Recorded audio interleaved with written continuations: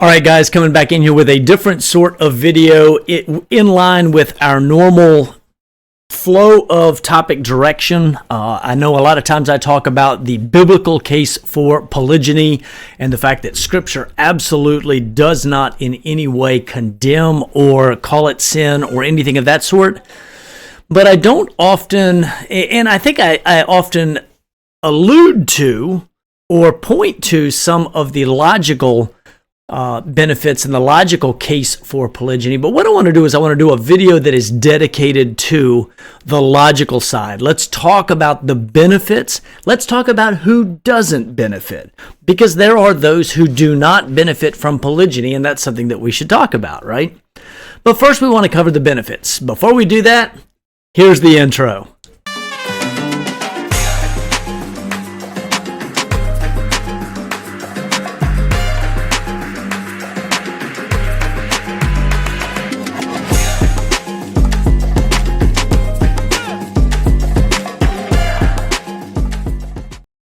Okay, guys, so we are going to talk about the logical case for polygyny.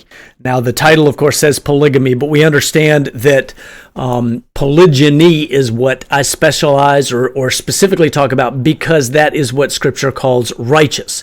Polygamy is an umbrella term wherein you can have polyandry, polyamory, or polygyny. Polyandry is one woman with multiple husbands. That is not biblical. It is absolutely contrary to the biblical stand, simply because it's mixing seed. Or polyamory, where you have multiple spouses, and it could be a mixture of men and women in an innumerable number of configurations. Or it could be polygyny, and polygyny is what Scripture talks about: a man with more than one woman, or multiple women, polygynos, right? So that is what we're going to be talking about primarily, is polygyny. So I've put together, I'm not very good, honestly, at doing graphics and B-roll and all kinds of stuff, background, but I also understand y'all don't particularly need to see me the whole time or what have you. So I am going to simply do a case here where we are dealing with essentially a little presentation so that I can show you some things as we go. But we're going to talk about the logical case for polygyny. And we're going to talk about specific benefits to specific parties and this sort of thing. So the first area of benefit that I would like to talk about is going to be the economic benefit. The economic benefit. And within polygyny, often there is this expectation that there's going to be this great expense, and it's going to be all kinds of extra costs, and people lose or have fewer resources. And this is the way that it is often portrayed, particularly by the UN and global type organizations that want to maintain. And we'll talk at the end why they prefer to maintain monogamy as the standard, or desire to develop and increase monogamy as the standard. So we'll see a little bit more about this in a bit. But specifically, there are economic benefits to polygyny. As I often say, it's up to the man whether or not one or more of his women work, or how he does things in organizing his house. But the simple fact, if we stop and think about it, is that, as we see here on the screen, if this were two different houses, both houses have their own set of expenses. And you're doubling up on a lot of expenses. There are a lot of expenses that could easily be reduced, or savings that could be brought to the family simply by being able to share some resources that are already being used. For example, on the right, maybe she's paying, now in the market that I'm in, rent is not terribly expensive. Depending on where you are in the Southeast, rent can be as low as $600 or $700 a month, right?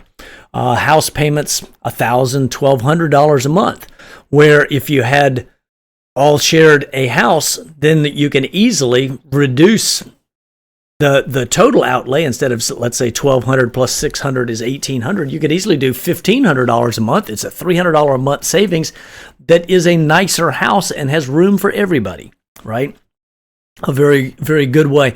There are a lot of expenses that are shared that could, or that are individual that could easily be shared expenses. As an example, if in this circumstance, if there were 3 cars involved, it's possible that maybe you could operate on 2 vehicles that are managed between the 3 parties, where maybe the husband works and one of the wives work out of the house, and or maybe 2 of them have part-time jobs.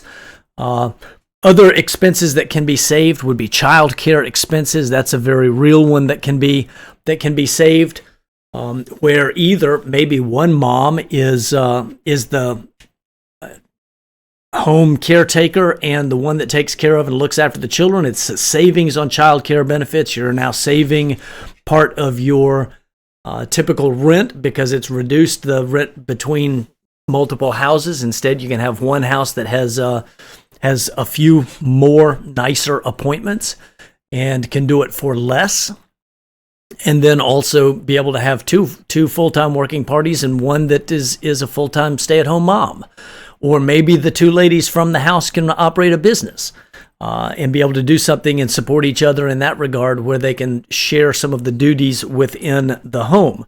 But certainly in a polygynous family, the child care costs can go down.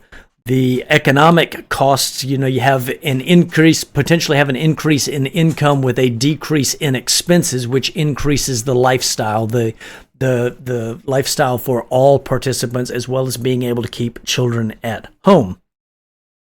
Another benefit to polygyny that is economic is the fact that you can have more children. In the case of maybe if there's a barren woman, she has the opportunity to enjoy and benefit from the rearing of children and be part of a family wherein she can participate in and have part of that. Or simply the fact that between the ladies, neither has to carry the load for a whole lot of pregnancies, and yet the family can be larger with a lot of children. And then you have the shared workload, you have the shared benefit of helping each other along, and the children have more playmates and more opportunity to benefit together. One of the big things about polygyny is the ability to build and work together as a team under the headship, under the leadership of the man, for building out a vision, building out a family, carving out a family holding, and this sort of thing. Another item is elder care, and parents having the ability to rear more children and then being able to live in or have more of a family support for them in their elder years. One of the things that I think we're going to run into a lot of here in the very near future is families that had one child or no children, and then they're elderly, and then there is no one. They have no one to look after them, to love them in their latter years, what have you. They just wind up in a nursing home somewhere until they die. And that is a sad, sad state.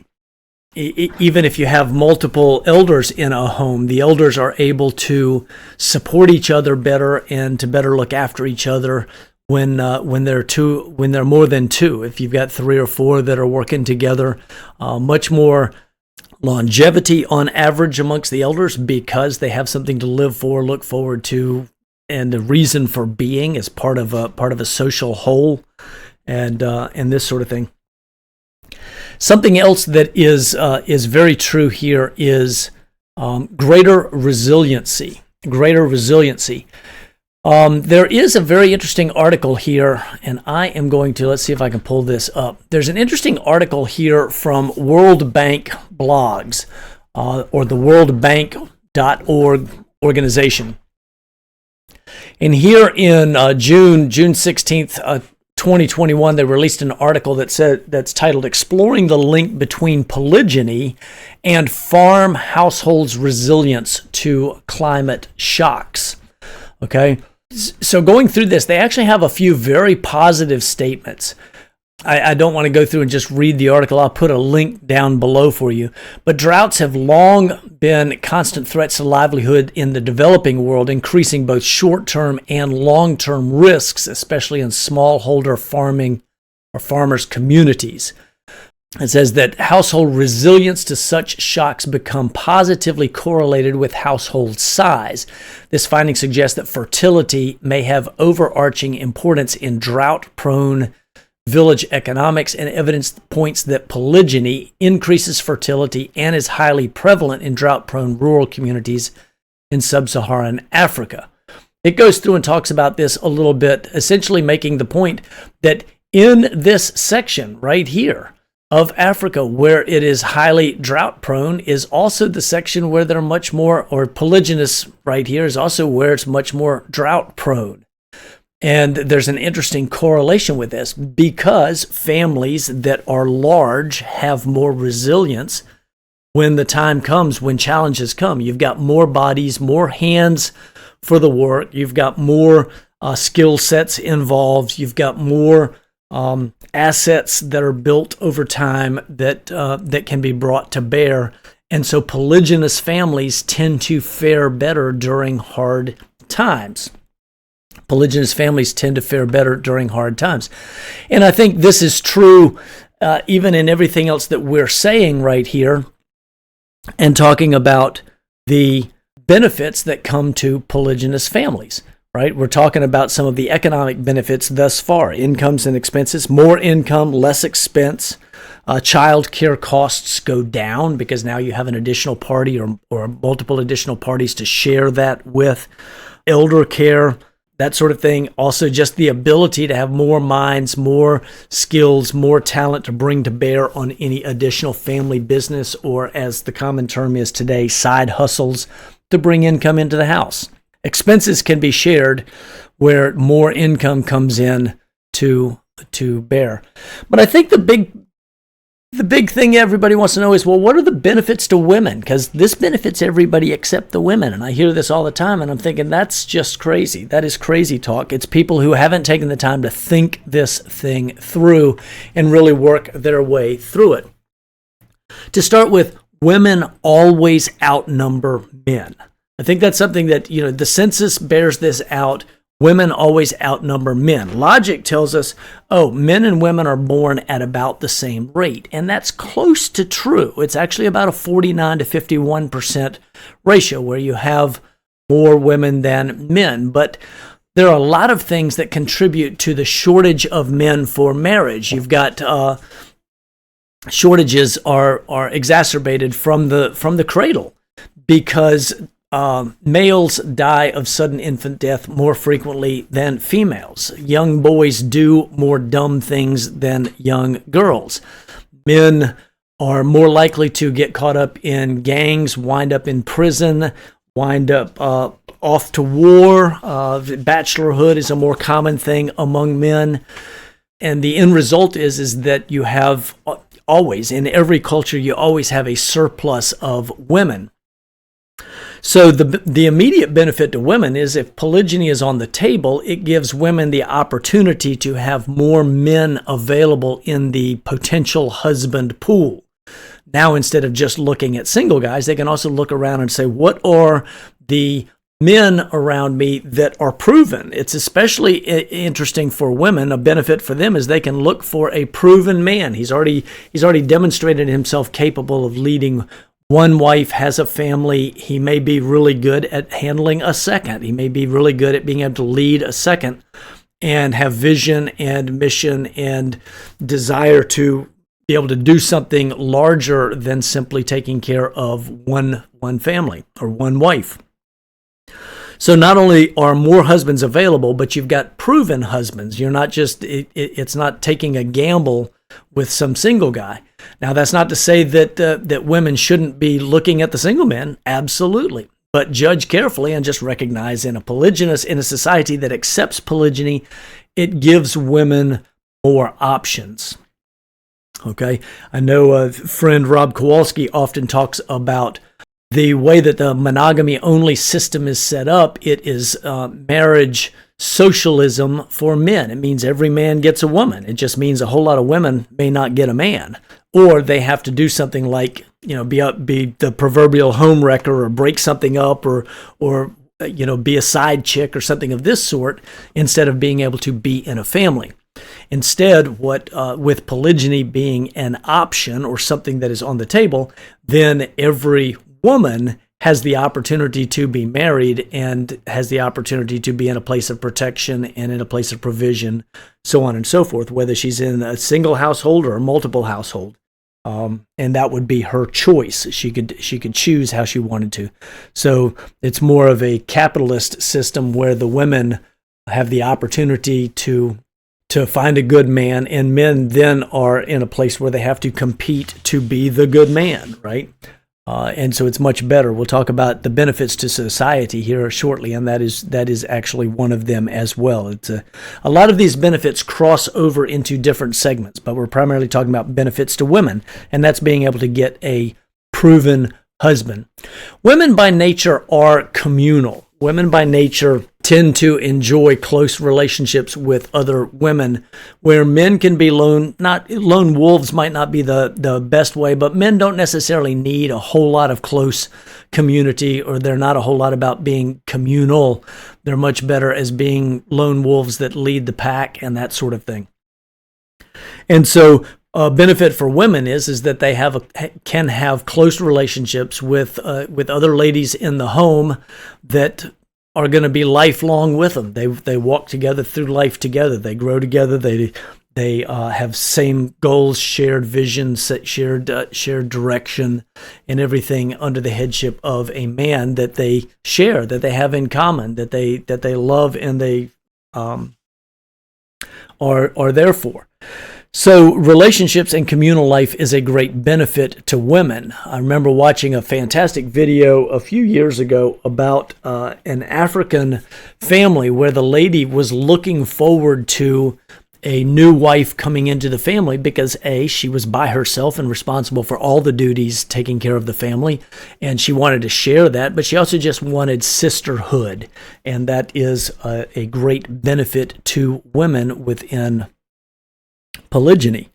For women, there is safety in marriage. Safety in marriage. Now, a lot of marriages are initiated today a lot of divorces are initiated today by women.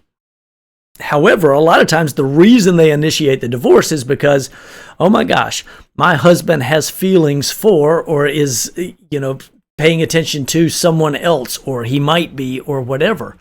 In so many of these cases, the simple fact is, if the woman was secure in her family to the degree that she was loved and part of a polygynous family, she would not have any risk of being divorced or sent away for a younger model. And this often is the case where a woman initiates the divorce because she's concerned about being replaced by a younger woman. In a society that allowed polygyny, the man can have and take care of both. And so she's not in a position of risk. She's not in a position of potential loss. And so it would actually lead to fewer divorces, should lead to fewer divorces. But another thing that with safety within the marriage, a lot of times I think women spend a whole lot of money and even place themselves at risk, having surgeries of various kinds and such, in order to try to keep up with this perpetual youth and this perpetual sexiness that is shown in society. But what we have is this perpetual youth industry. It's this attempt at maintaining perpetual youth and holding back the sands of time. And as women grow older, they're much more, or tend to be much more threatened by younger women, and then if they divorce, then they're in a position where they probably, because they no longer have youth on their side, will not be remarried. Polygyny allows for an environment whereby the woman is safe, she is stable, she is in a family that loves her and doesn't have to leave that, even if the man chooses to add to his family. And if he does so well and righteously, then everybody should be treated with equity and equality within the home, ultimately building something that is beneficial to all participants, to the older women and to the younger women, right? A woman is also more likely to have children in a polygynous society, a polygynous circle. And the reason for this is because no longer is she worried about trying to keep that young figure forever in an effort to hold on to her husband's affections. She can go ahead and have additional children, and the family can be larger. The number of children can be more because she's not at threat of losing her place just because pregnancy and everything else and how a woman's body changes. She's no longer trying to compete against the youth culture or against perpetual youth for just maintaining her husband's affections. An additional thing that is of interest, often there is a sexual imbalance between the man and the woman. Man is designed to be able to procreate and to be much more active sexually as a seed planter, where the womb or the womb man requires a lot more time. And as a result of this, the sexual desires and needs typically of men and women can be very different. It's not always so, but in many cases there can be an imbalance there that can be balanced by having an additional lady in the house, and then neither feels like she's constantly being pestered by the man. And so this is an item that's actually a benefit to the woman. We know personally multiple polygynous families wherein the ladies, many of them say, I just enjoy having an evening to myself so that I can enjoy and unwind and have, sprawl in the bed, stay up late, read, whatever, watch a movie, these kind of things without having to do whatever it takes to fulfill whatever needs or desires my husband has. And when I first heard that, I thought, well, that's kind of odd. I wasn't sure about that. And then later came to find out that indeed that's very true in many circumstances. And it's because of what is fairly common, a sexual imbalance in the needs of the man versus the needs of the woman. And so this way, everybody can be satisfied as they have need without anybody being left out.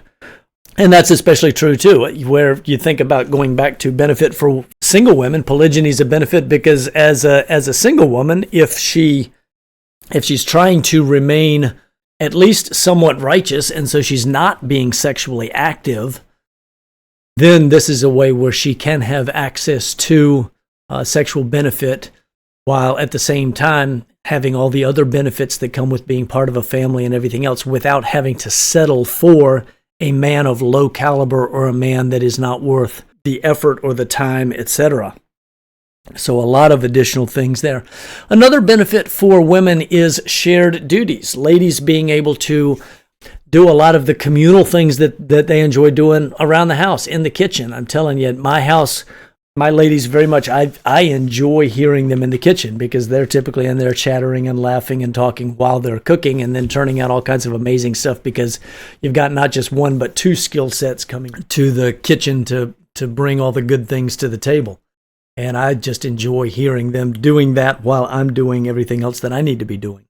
So shared duties, or being able to have shared, the taking care of the home, they can do that according to what their strengths are. They can do that according to which some may prefer one part of the household chores over another. They may enjoy swapping out, or even for ladies being able to take a day off and not do anything, and everything gets covered. You don't have to pick up the next day with double the laundry and double the work on everything else. Instead, it's all been taken care of during your quote day off, or a day of just being able to have some me time, if you will. So those are a lot of a number of the duties or benefits to women. We can talk about a few benefits to men, and indeed there are benefits to men, no question, just as there are benefits to women, no question, and economic benefits to everyone, no question. But for men, one of the things that this really does is it demands that men improve. Transform your understanding of biblical family structure with exclusive content and community access. Unlock immediate benefits, daily private discussions, specialized men's and women's groups, direct mentoring opportunities, resource library access, and regular video content. Choose your journey. We have free membership with core access content, a builder, enhanced resources, the architect with premium benefits, and Jacob's tent, the complete experience. Join today and receive instant access to our private Telegram groups, personal guidance from experienced mentors, and a supportive community of like-minded individuals. Don't wait. Take advantage of these exclusive opportunities now. Visit our Patreon page and level up your biblical understanding today.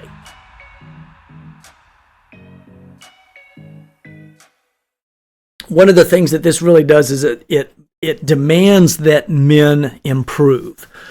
For many men, they just like the challenge of being able to manage a larger house, the challenge of being able to lead a larger family, the challenge of having the resources at hand to build something bigger, larger, economic and or generational within their family. And so for men, this becomes something that gives them the opportunity to build more than simply a small family. And so the challenge is larger and is scalable. You can take on as much challenge as you want, or as much challenge as you can. I often recommend that men start slow and go careful, from the perspective that a lot of men will overestimate what they're capable of until they've got their skill set down. But certainly, it's important to understand that polygyny offers men one of the things that men like, and that's a good challenge. And so it allows men the opportunity to build. They can build a family. They can build something that will last. They can build something that has long-term significance and consequence for their progeny and for the family that they eventually may leave behind, in terms of just length of life. So it gives men the opportunity to build. It essentially incentivizes men to grow. It incentivizes men to become more, to do more, to lead more, to produce more. All of that is part of it. It's not just about sexual, as so many people want to try to say. However, as we've already talked about sexual imbalance, it is a benefit to men if there's a strong sexual imbalance in a monogamous situation. This is a way that can be solved. And as I said before, in terms of men and imbalance, one of the things again is that a man can produce a child, or produce what's necessary for a child in 10 or 15 or 20 minutes, no problem. Women, it takes 9 months. So for men, this is an ability to not just have multiple children at one time, or multiple along the way at one time, but also the ability to grow his family at a faster rate and take care of others and embrace that challenge. There are many benefits to society, and I didn't drop a slide in here for benefits to society. I will put a link to this meme down below so that you can see this and really mull over it. But I've got it set up here so that we can look at it because there are multiple major benefits to society, and I think it's important for us to wrap our mind around some of these. First and foremost is that the crime rate goes down. Now, the way that happens is that crime rate is directly connected to fatherlessness, okay? So the meme here, that's a single mom. She looks harmless, doesn't she? Yet single moms are a crime production facility. That sounds like very strong words, and I know there are probably some single ladies listening to that and you're deeply offended. But hold your horses. Let's take a look at what the facts say. Let's look at the facts. Countless studies have shown that single motherhood ruins children's lives. Again, single moms are having a conniption right now. Single mothers cause disproportionately high crime rates, mental health issues, drug abuse, and educational problems.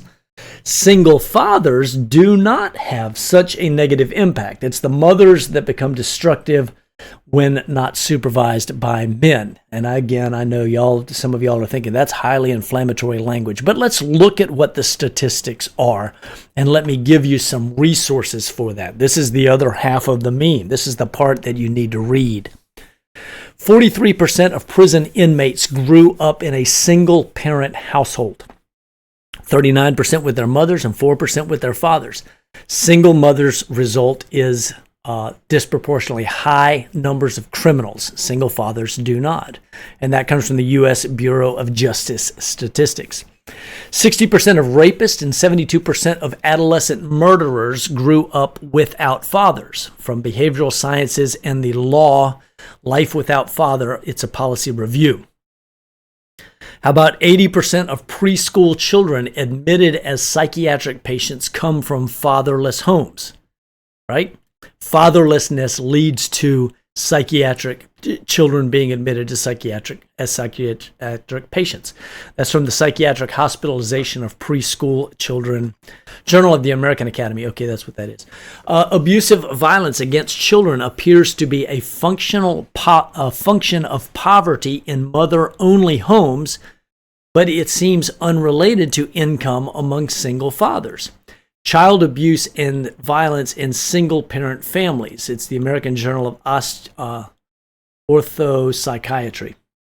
63% of youth suicides are from fatherless homes. That's from the U.S. Department of Health census. 90% of adult repeat arsonists lived only with their mother, dousing the kindlers. Psychology Today, right? It's from an article in Psychology Today. 85% of all children who show behavior disorders come from fatherless homes. That's the CDC. 75% of all adolescent patients in chemical abuse centers come from fatherless homes. Rainbows for all God's children, okay? 71% of all high school dropouts came from fatherless homes. That's the National Principals Association report. 85% of youths in prison grew up in a fatherless home from the Texas Department of Corrections. Okay, so listen, growing up in a female-headed household remains a statistical predictor of behavior problems, even after adjusting for differences in family income, economic deprivation, and early childhood development. And that comes from Child Development. I think that's a magazine, might be a journal. The relationship between family structures and crime is so strong that controlling for family configuration erases the relationship between race and crime and between low income and crime. Putting children first, that's the Progressive Policy Institute. 40% of mothers reported that they had interfered with the non-custodial father's visitation on at least one occasion to punish the ex-spouse. Frequency of visitation by divorced fathers, differences of reports of fathers and mothers, American Journal of Orthopsychiatry. Children living with their dads felt positively about mom, while children living with moms were more likely to think negatively of dad. That's from Advantages of Father Custody and Contact for the Psychological Well-Being of School-Age Children, Journal of Applied Developmental Psychology. Parental alienation syndrome, or PAS, is a purposeful, intentional attempt by one parent, typically the mother, to ruin the child's feelings for the other parent. Techniques used include false stories, deceptions, rumor, negative explanations of events. Children brainwashed by single mothers may develop hate toward their father or men in general and may suffer from Stockholm Syndrome, a psychological phenomenon in which victims have positive feelings toward their abusers. For example, fatherless children who defend or glorify their abusive mother. The bottom line, as we said just a second ago, is that single moms are a factory of producing societal problems. So polygyny is a way that single moms can have a place to have a husband and stay in a married relationship instead of divorcing and taking the kids and half of his assets because, oh my gosh, he talked to the secretary at work, or he has eyes for more than just one woman. Polygyny solves that, or legalizing and allowing it as a societal norm allows a what is actually, and this is not like my normal videos that demonstrate the biblicity or the biblical fact of it, but this is the way that God designed marriage and designed family and designed clan and designed headship, etc., to work, right? And society benefits from it. So there's a reduce in fatherlessness, and there's a reduction in divorce rate and a reduction in pornography. All of those are known to be reduced in a polygynous type of society. But it also makes men stronger. It forces men to improve. It forces men to compete. We've talked about this a little bit more, right? I've already talked about this to some degree. For women, women crave connection. You've got fewer single mothers. You've got fewer women on their own. And instead, by teaming up and being part of a larger family unit, they can thrive and flourish, particularly within their strengths. So one of the big questions then is, who does not benefit from polygyny? Who is it that does not benefit from polygyny? And I think for most people, you'll be surprised because you're probably thinking, well, I thought women didn't benefit, or I thought men didn't benefit, or I thought, others didn't benefit, society didn't benefit. No, all of those benefit. All of those benefit. Who doesn't benefit? I'll tell you who doesn't benefit. The ones that don't benefit typically is the government. The government doesn't benefit. And this is part of the reason why the government is so hard against polygyny, and why the government, in league with the Roman Catholic Church early on, particularly after the Council of Trent, 1563, so on and so forth, why they would try to put it down or quash it anywhere that it popped up, right? The court system, we just looked at how many cases, how many different types of cases, how many different scenarios and circumstances come as a result of fatherlessness, or homes either unwed mothers or divorced mothers. They would not benefit, because if polygyny is an option and families are staying together and families are large and it's beneficial to be in a family, why wind up in the court system? Why wind up in crime? Why wind up doing things that are detrimental? Taxes don't benefit, because now instead of having multiple incomes or additional incomes to tax, and resources that are shared, reduces the amount of money that is necessary for taxation and this sort of thing. So the taxation, the government would prefer to have more taxpayers and more wage earners instead of some at home taking care of children. They prefer to have your children in a child care center so that they can tax the wages on the child care worker, and they can tax the child care business, and your children they can tax your children because you're at work trying to pay for child care, right? Which to me has always been a crazy thing. I think for a lot of working women, a third or a half of their income goes to childcare and to wardrobe and to paying for an additional vehicle or some of the things necessary. It's a crazy amount that they have to put out just to be able to go to work, to bring home a little tiny bit to add to the household, instead of being able to have a shared system that would benefit everybody in the house better and not benefit the government so much. Other things, fewer rents, okay? If you've got shared houses, the housing side or the housing market would actually go down a little bit, from the perspective that you don't need as many apartments. You don't need as many different single dwelling abodes when you've got more larger families. So that the rental, as well as the tax, as well as all the other amenities that go with that, or the utilities that are necessary, all of those things would be reduced. Okay? Additionally, the government or Big Pharma would lose. Big Pharma would lose in a lot of ways, from the perspective that psychiatric drugs go down, contraceptive drugs go down, the plastic surgery and beauty industry that's rooted in pharma and in the medical establishments would be reduced. All of those things. They have a motivation. They're motivated, or they have a desire to see things continue in the status quo because it benefits them financially. So those are just a few, and really the list could go on and on for who does not benefit.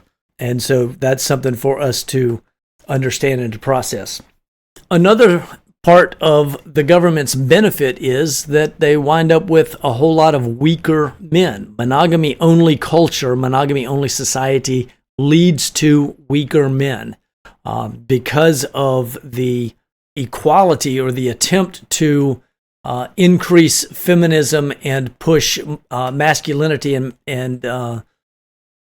this to the rear. You wind up with a lot more beta males, which are much easier for the government to control and much easier for the government to be able to take advantage of or use. So essentially, the government needs weak families. The government needs families that are dependent upon them, because by doing that, then it creates more need for the government to exist.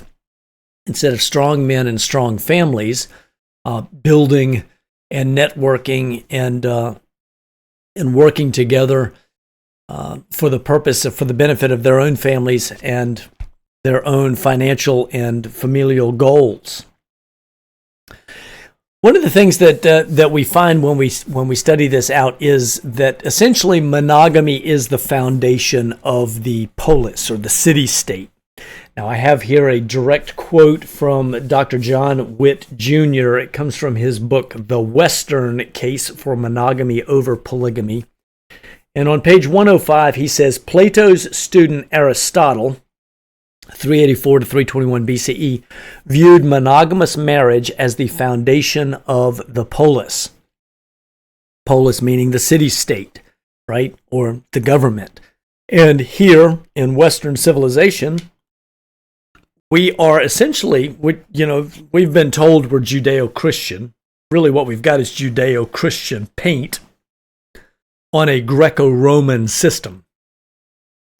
And the Greco-Roman system was rooted in monogamy with all the sexual promiscuity they could stand. Sexual promiscuity wasn't a problem. No-fault divorce wasn't a problem. Homosexuality was not a problem. All of these other things, but they demanded that you could only have a monogamous marriage for the purpose of creating heritable offspring, because that way any additional offspring, or if there was no heritable offspring, then the assets went to the state, right? But also by doing it this way, they could keep the masculine population pacified, essentially guaranteeing them a wife, and you could swap her out anytime you wanted and go get another one and just divorce her and what have you, throw her away. It's trash, right? Or women sometimes doing the same thing in order to try to climb the economic ladder by finding a better man, a more wealthy, a more popular man, or whatever. And all of those things are natural to the monogamous case. And the case for monogamy comes out of Greco-Romanism. It does not come out of Scripture. It comes out of Greco-Romanism. And John Witt makes that case, even though his intent, it's quite a good book, The Western Case for Monogamy Over Polygamy. He's trying to make the case for monogamy, except he can't make it from Scripture, so he has to make it from Greco-Romanism, and has to make it from Western civilization and what we've traditionally had. And so when you understand that monogamy benefits the state, and polygyny benefits the family, or benefits the man, or benefits the humans that participate in it, then you start to understand what's really going on and why this is such a hotly contested issue, and why the state, it has traditionally, and the church, because the church essentially is just an arm of the state, I would argue.